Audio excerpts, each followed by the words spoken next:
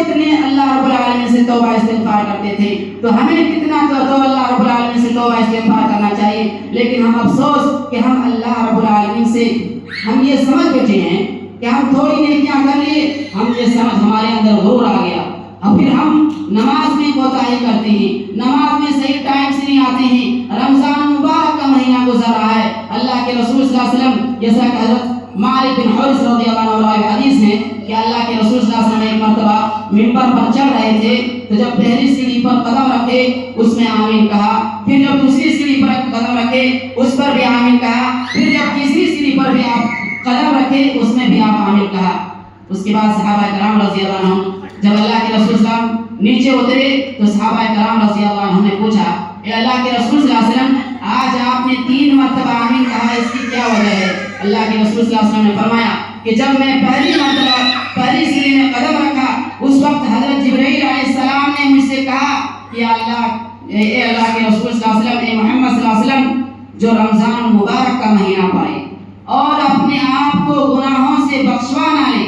اپنے آپ کو اللہ رب العالمین سے توبہ استغفار نہ کرا لے،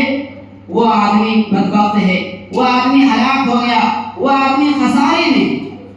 لیکن آج افسوس کی بات کہ آج ہمارے پاس ٹائم ہی نہیں.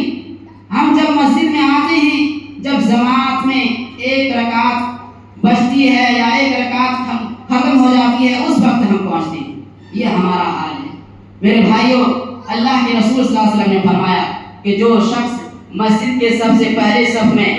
یا اذان دے، ان کی بہت فضیلت اللہ کے رسول صلی اللہ علیہ وسلم نے بتلایا کہ جو اذان دے گا قیامت کے دن سب سے لمبا قد اس کا ہوگا. لیکن افسوس کی بات کہ آج ہم میں سے کوئی مسلمان بھائی اذان نہیں دینا چاہتا. کیوں؟ یہ سمجھ بیٹھا ہے کہ ہم نے کسی کو اس کی ڈیوٹی ہم نے لگا دی،